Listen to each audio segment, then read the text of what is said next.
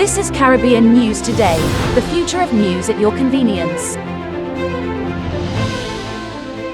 In the heart of the vibrant port of Spain, nestled on Stone Street, a living legend emerges who not only curates the vivid history of Trinidad and Tobago's Carnival, but also breathes life into its very essence.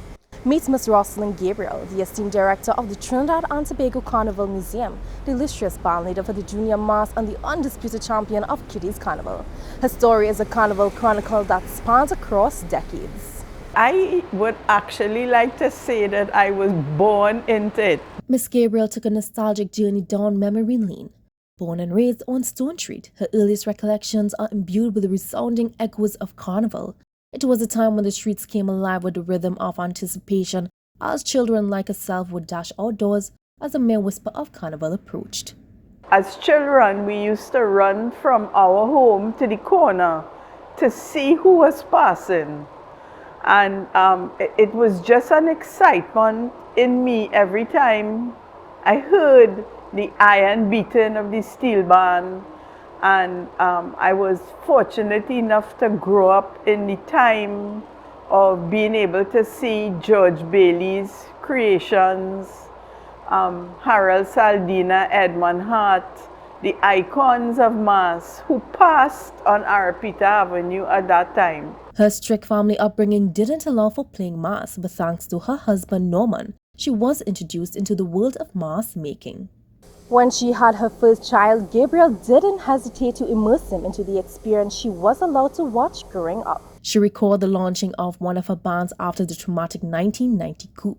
In her recollection, Miss Gabriel fondly acknowledged trailblazing Little Heart, a pioneer in commercial mass design of Heart's Carnival, whose words of encouragement ignited the spark that ignited her remarkable journey. I think the coup had actually happened, and I said, Lil, I was planning to, but with this coup, everything in the country was crazy, and she said, no, come on. She actually helped with the first band. And so I have to credit that first move. Gabriel's first band in 1989 was under the title Court of the Mythical Fire Opal.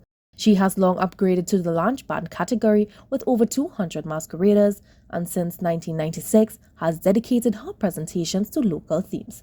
At present, she has produced over 40 bands that have won many titles. Her elaborate presentations have captured the Band of the Year title for 14 consecutive years, this year being the most recent. I won the National Junior Large Band of the Year title over 18 times. Many queens of Carnival, less kings. Somehow or the other, I used to maybe concentrate more on the queens, but have won about 3 kings of Carnival titles. She recently claimed the title Director of the recently opened Carnival Museum that is nestled on Charlotte Street, Port of Spain. She said this museum has been a lifelong dream of hers. And I've talked about it for years and years, dreamed about a Carnival museum. She mentioned that the building was no longer in use by FCB and its availability was being advertised in the newspaper in 2020.